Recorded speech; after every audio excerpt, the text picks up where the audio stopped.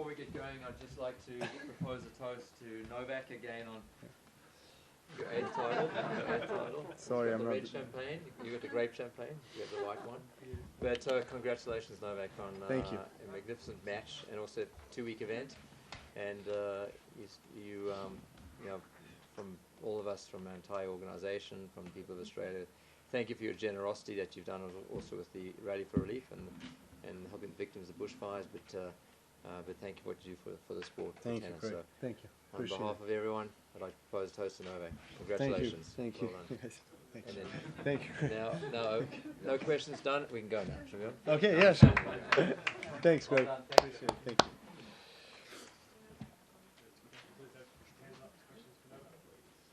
you. I know what he wants to say. I know what you want to say. You can say also. No, I want to hear you first. Okay. Please. Sorry, Can I go? listen. Yeah, go. I start. Yes. In 12 months, you won 3 slams. Okay. 8 Australian Open. First time you come back from 2 sets down to 1. 2 sets down to 1. How can you improve your stats? No. You have to say not too bad. No. It's not me. No, you go, please. Not I think it's not too bad. Not too bad. Okay. There we go. Not too bad. What can you do to improve your stats? Because it's almost unreal. Well, I thank you. I mean, of course, I am grateful to have an opportunity to win another Australian Open trophy. Obviously, at this stage of my career, Grand Slams are the ones that I value the most. They're the ones that I prioritize.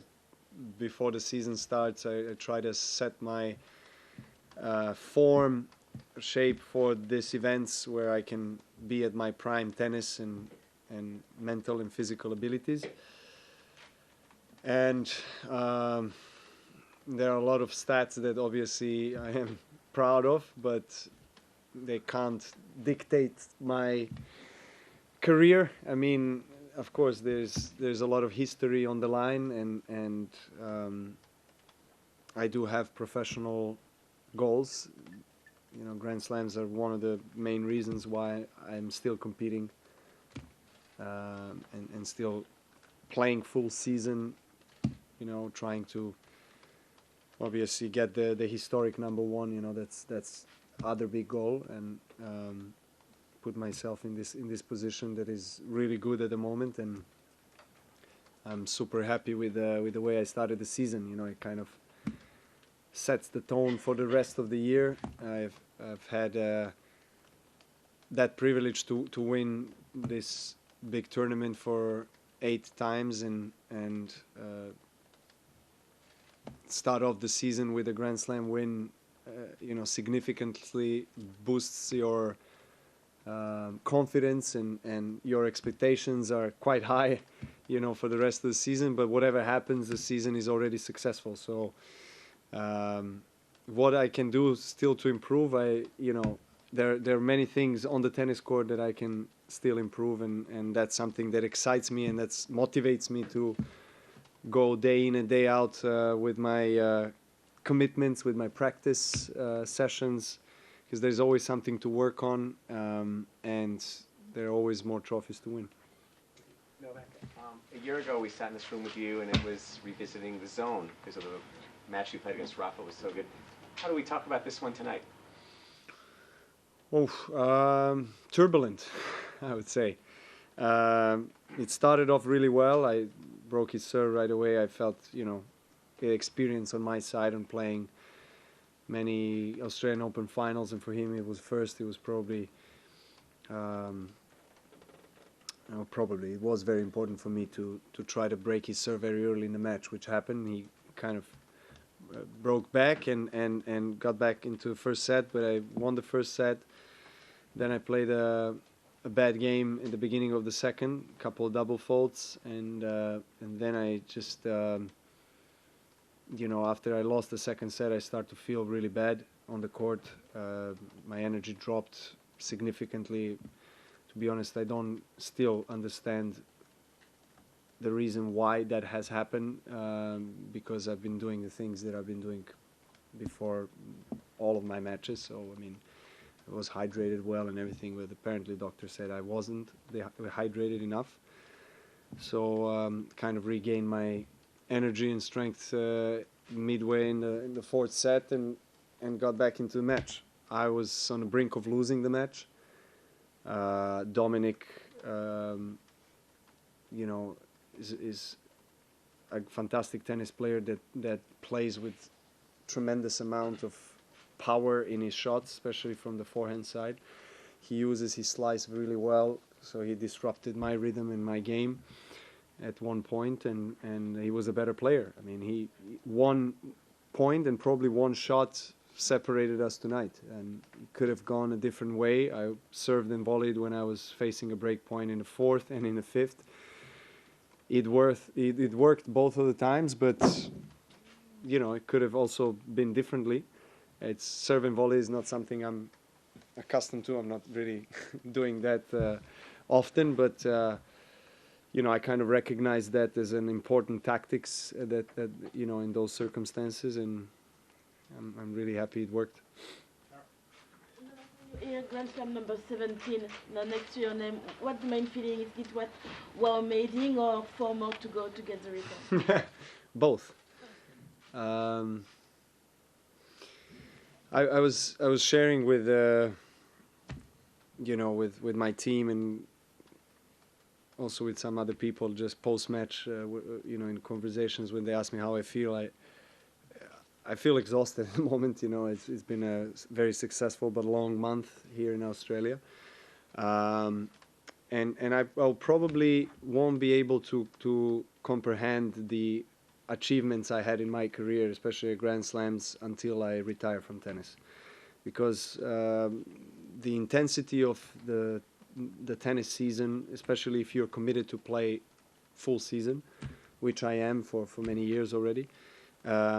Is just it doesn't allow you to kind of reflect and enjoy the success of a big Grand Slam trophy, because already in few weeks time I'll be playing a tournament somewhere else in a different part of the world. So I don't take it for granted, don't get me wrong. I'm super happy and grateful and blessed, but at the same time I probably won't be able to go through all different emotions until I have some time and I relax myself with my family, and then looking at the horizon we can dig deep in the emotions. Novak, what did you tell yourself at the end of the third set, and did you feel like you were feeling kind of physically good enough to come back? I definitely did not feel good, and I didn't know what the next moment brings. I was trying to keep myself alive mentally as well and emotionally, because it was disappointing in a way from, you know, my side to actually feel this way. I was a bit shocked that I did feel that way, because everything was fine before the match. For first 2 sets, everything was okay. But you know, it's something that you have to accept that you're going through, and those kind of circumstances really kind of force me to let things go and to really try to be in the moment and fight my way back. As I said, facing a break point early in the fourth was a critical moment where things turned around, really. I felt, you know, I started to accelerate on my serve, I started to move better, and I felt that he started to make, you know, a few more mistakes than in the second and third set, and I felt an opportunity and I seized it, you know. After that, in the fifth set, it was anybody's game, really. And I knew that very early in the fifth set, it was crucial for me to make a break, because he you know, I had that mental edge again, and that was enough, you know, to win it. During the match, when you were 1-2 down, stats came up that you never have won a Grand Slam final 1-2 down. I just wonder if this was in your head during the match. and on your well-being during the match on the TV screen. It was shown that your team mixed something up, a drink or a powder stuff in each set, and Ball Boys was bringing it to you. Just wonder what it was and how it helped you with the well-being. Well, I did not see the stats, and I did not know that I never came back from 2-1 deficit in sets in the Grand Slam final. So I wasn't really thinking about it.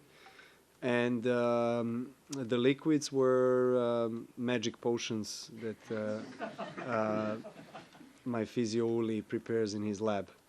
That's all I can say.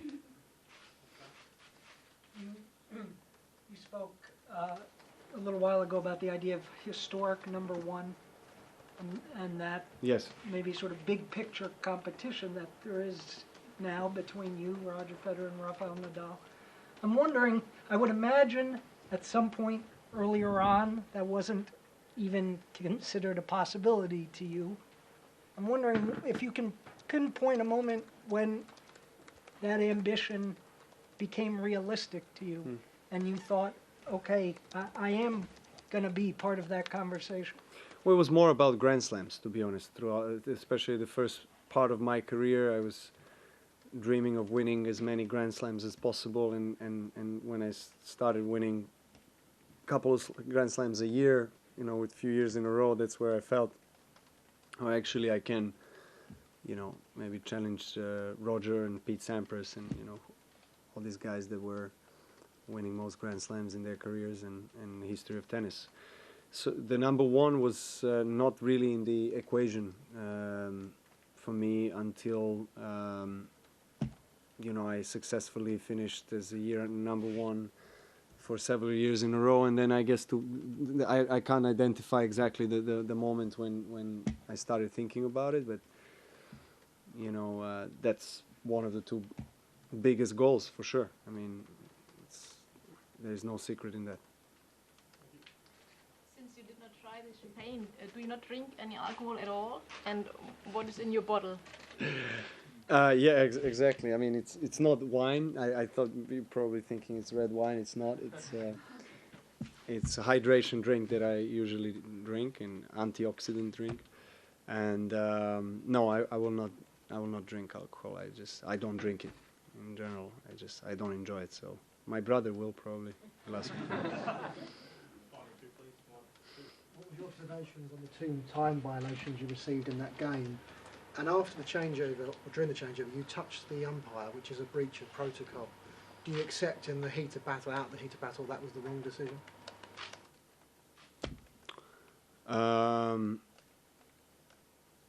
I thought that the second violation was not necessary. The first one, fine, no problem. The second one was just not necessary under the circumstances for experience.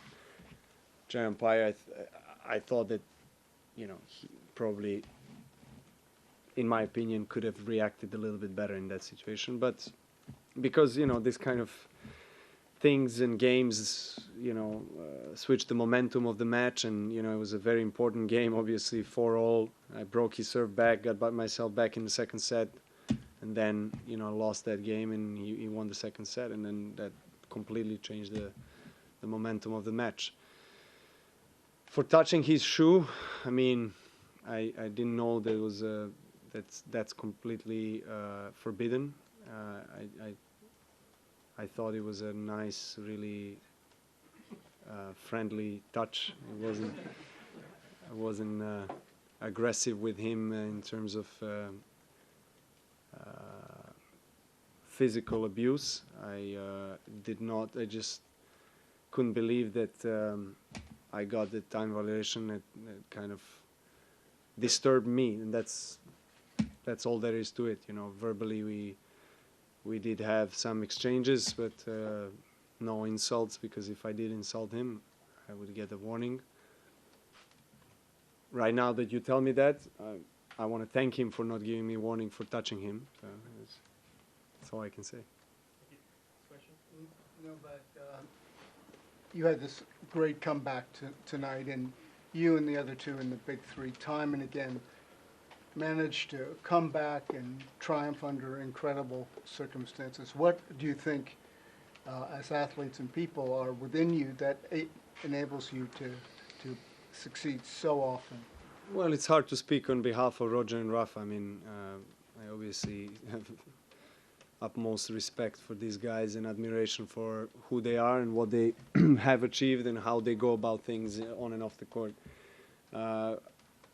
I can speak in my own behalf. I mean, I think we all had different trajectories in our lives. I mean, we all grew up in different circumstances, in different countries, different upbringing. My upbringing was, in Serbia during several wars during 90s and difficult time and embargo in our country where we, had to wait in line for bread and milk and water and some, basic things in life, these kind of things that, make you stronger and make you hungrier for success, I think, in whatever you choose to do. And that probably has been my foundation, the very fact that I came from literally nothing and difficult life circumstances together with my family and with my people. And going back to that and reminding myself where I came from always inspires me, motivates me to push even harder. And so that's probably one of the reasons why I managed to find that extra gear or necessary, I guess, mental strength to overcome challenges when they present themselves. Thanks for watching ESPN on YouTube, and for more sports highlights and analysis, be sure to download the ESPN app, and for premium content plus live streaming, make sure to subscribe to ESPN Player.